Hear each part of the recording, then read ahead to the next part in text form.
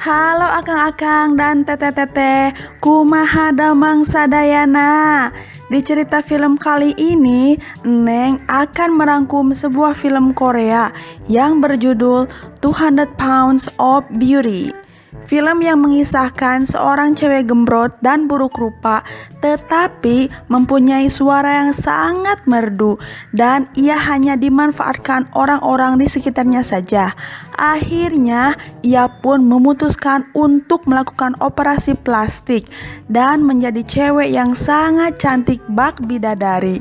Nah, mau tahu cerita selanjutnya? Pokoknya stay tune terus dan jangan lupa channel Neng untuk di subrek, like, komen, dan share. Yuk ah! Cerita diawali oleh seorang cewek gembrot dan jelek yang bernama Hana yang selalu rutin seminggu sekali datang ke dukun cinta. Si Hana ingin memelet bosnya yang sangat ganteng yang bernama Sang Jun. Saking bosennya, si dukun itu malah menyuruh si Hana untuk melupakannya saja. Tapi si Hana tidak mau. Dengan terpaksa, akhirnya si dukun itu membuat jimat gratis untuk si Hana dan menyuruhnya untuk segera pergi. Tapi jimat itu tertindih oleh meja. Tanpa pikir panjang, si Hana pun mengangkat meja itu dan barang-barang milik si dukun itu pun jatuh hingga pecah dan si dukun itu pun sangat kesal dibuatnya. Si Hana bekerja sebagai sex operator karena dia mempunyai suara yang sangat merdu. Ia melakukannya untuk membiayai ayahnya yang sedang sakit. Banyak pelanggan si Hana yang mempunyai fetis atau hasrat seksual yang aneh-aneh. Tapi itu bukan pekerjaan utama si Hana. Pekerjaan utamanya adalah seorang penyanyi profesional. Dan film pun dimulai.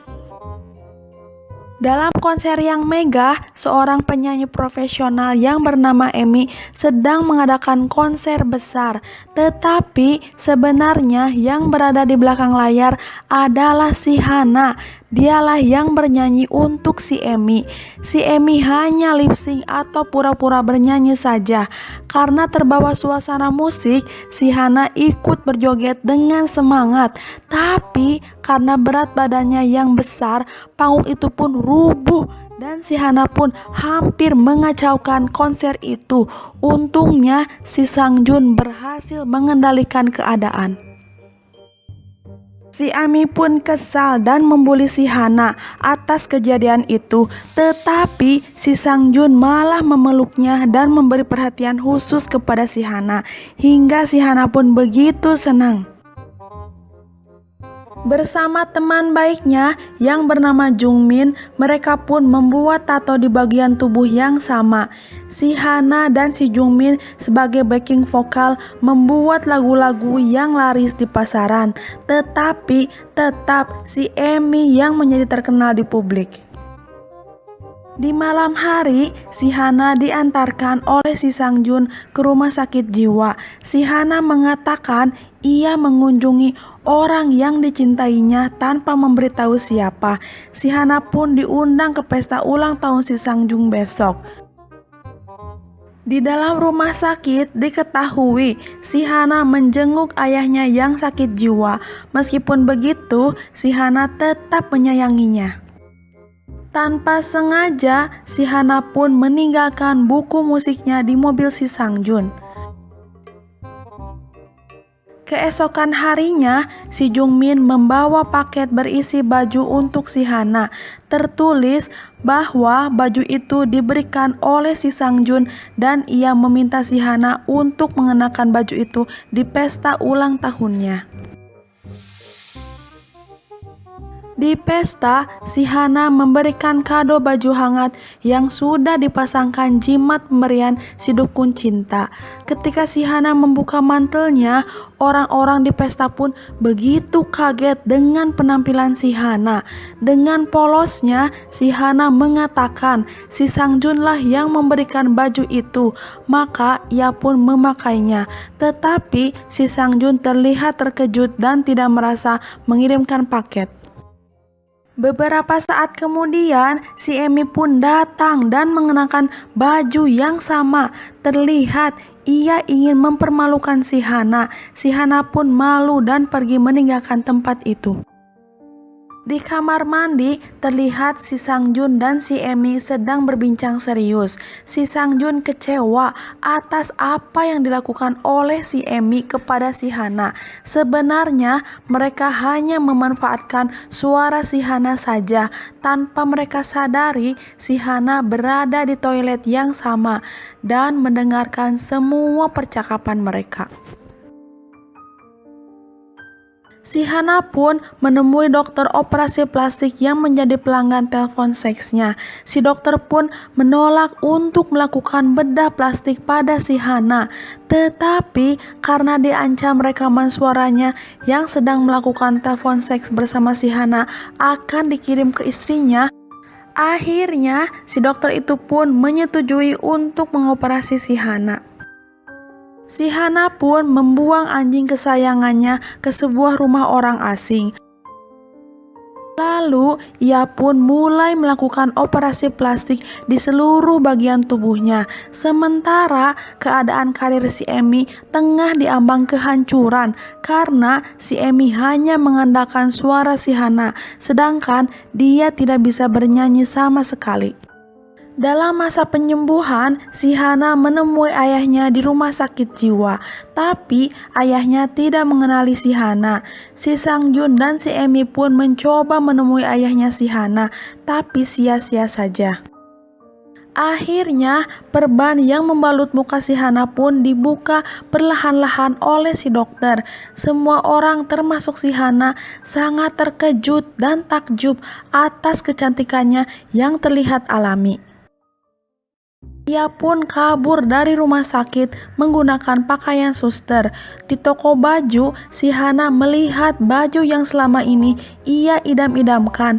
Akhirnya, ia pun bisa memakainya. Si Hana pun berjalan dengan rasa percaya diri dan begitu senang. Di sebuah mall, si Emi dan si Sangjun sedang memberi tanda tangan untuk para fansnya.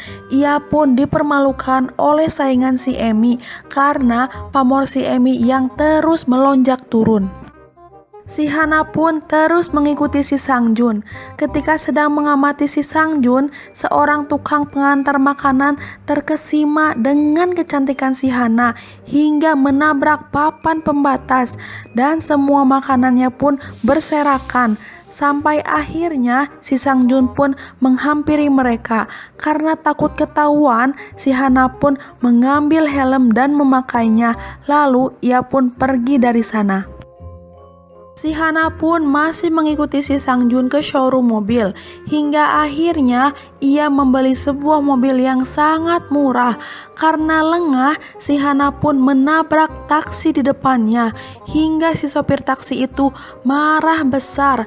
Tetapi ketika si sopir taksi itu melihat wajah si Hana, dia pun langsung berubah menjadi super baik. Polisi pun datang dan mencoba mengamankan keadaan, dan ia pun terkesima oleh kecantikan si Hana. Lalu si Hana pun memberikan SIM-nya kepada polisi tersebut, dan semua orang pun tidak percaya ketika melihat fotonya.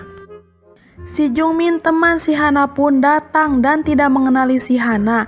Ia malah mendekati pemulung yang ia sangka si Hana. Akhirnya si Hana pun memperlihatkan tato yang sama kepada si Jungmin. Si Jungmin pun sadar kalau si Hana sudah berubah total. Si Jungmin mengatakan kalau album kedua si Emi hancur di pasaran dan mencoba mencari pengganti si Hana. Di studio musik, si Sangjun sedang mengadakan kompetisi penyanyi pengganti si Hana. Si Hana pun mengikuti kompetisi itu dengan mengubah namanya menjadi Jennie. Lalu ia pun mulai menyanyi dengan merdu. Satu studio pun terkesima dan terbius oleh suaranya. Akhirnya mereka pun senang karena telah menemukan penyanyi yang luar biasa. Si Hana pun mulai diorbitkan oleh si Sang Jun. Sementara si Emi menemui ayah si Hana kembali di rumah sakit jiwa. Lalu ayahnya ingin pergi pipis dan si Emi pun mengantarnya ke toilet. Tiba-tiba ayahnya pun menyematkan kata-kata bijak kepada si Emi. Di studio, si Sang Jun tidak suka dengan gaya bernyanyi si Jennie yang terlihat dibuat-buat. Si Sang Jun pun memperlihatkan video bernyanyi si Hana yang penuh dengan penghayatan yang dalam, dan itu yang diinginkan oleh si Sang Jun dari si Jennie. Si Jennie pun membuli fisik si Hana yang gendut dan jelek. Lalu si Sang Jun pun marah dan berkata kalau si Hana adalah orang spesial untuknya. Di sisi lain, si Jennie pun terlihat sangat terharu atas sikap si Sang Jun. Di malam hari, si Jennie datang ke rumah si Sang Jun. Tiba-tiba ia melihat anjing kesayangan yang dibuangnya ada di sana. Si anjing itu pun langsung mendekati dan meloncat ke pangkuan si Jennie. Si Jennie pun melihat si Emi yang sedang berlatih menyanyi di aula. Mereka pun berbincang santai. Tiba-tiba si Jennie mengeluarkan kata-kata bijak persis seperti kata-kata ayah si Hana yang ditujukan untuk si Emi. Si Jennie melanjutkan, ayahnya lah yang mengatakannya. Di situ si Emi tahu siapakah si Jennie yang sebenarnya.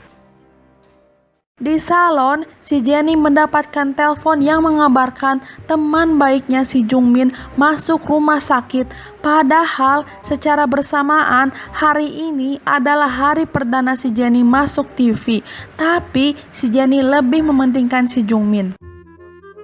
Dokter menjelaskan kalau si Jungmin minum 30 pil obat tidur. Untungnya ia tidak mati, tapi si Jungmin hanya tertidur. Si Jennie pun mencari bisnis card pacar si Jungmin yang hanya memanfaatkan si Jungmin untuk membeli produk-produknya saja.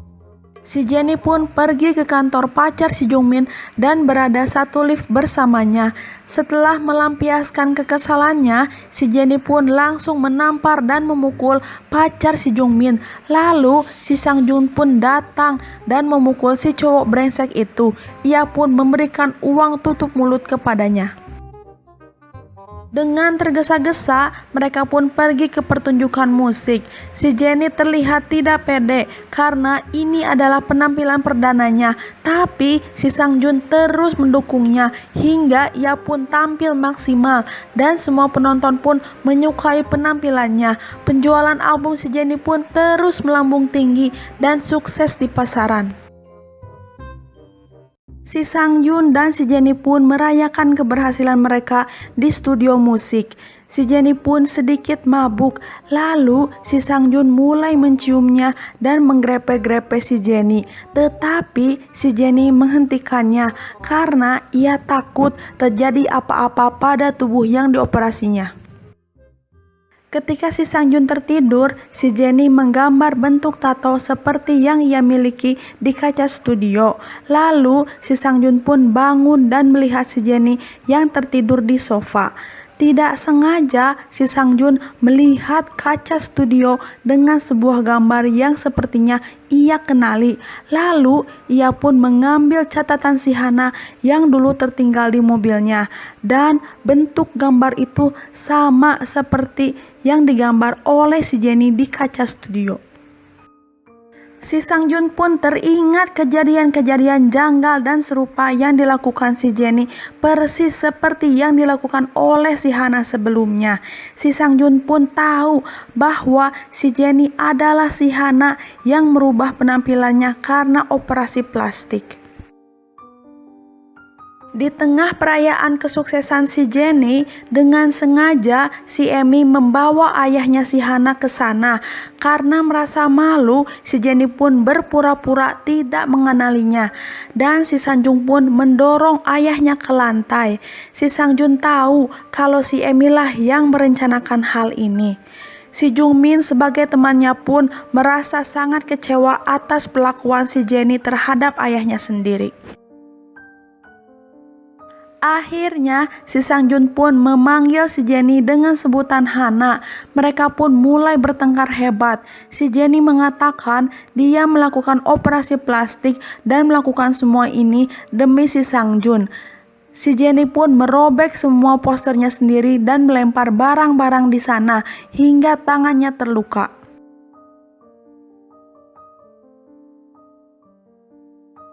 Di lain sisi, seseorang mengirimkan foto si Hana yang disandingkan dengan si Jenny. Bosnya pun marah dan meminta konser itu dibatalkan saja. Tetapi si Sang Jun tidak mau dan tidak peduli. Si Sang Jun pun yakin konsernya akan sukses dan berhasil. Terlihat si Jungmin membawa ayahnya untuk menonton konser si Jenny. Di toilet, si Jenny pun meminta maaf atas perlakuan dirinya terhadap ayah kandungnya. Tetapi si Jungmin terlihat masih marah kepadanya. Konser megah pun dimulai. Tiba-tiba ayah si Jenny pun maju ke depan panggung dan semua orang pun terheran-heran. Melihat ayahnya diseret oleh security, si Jenny pun menghentikannya. Lalu si Jenny mengakui dirinya bukanlah Jenny, melainkan Hana yang berwajah aneh dan gemuk. Dan dia hanya bersembunyi di belakang panggung dan menyanyi untuk seorang artis terkenal. Si Jenny melanjutkan, ia memutuskan untuk mengoperasi dirinya dari ujung kaki hingga kepala untuk terlihat cantik. Dia pun meminta maaf kepada semua fansnya dan ia hanya ingin dicintai apa adanya. Lalu, si Sang Jun pun menampilkan video si Hana di layar besar yang sedang menyanyi. Si pengirim makanan sekaligus penggemar berat si Jenny pun mulai menyemangati si Jenny dan semua orang pun mulai mengikutinya. Si Jenny pun mulai bernyanyi dengan terbata-bata dan perasaan yang sedih. Kemudian si Jungmin, temannya yang tadinya menolak tampil bersama si Jenny pun tiba-tiba datang dan bernyanyi. Dengan terisak-isak, si Jenny pun pergi memeluk ayahnya. Semua orang pun mulai ikut menangis dan terharu.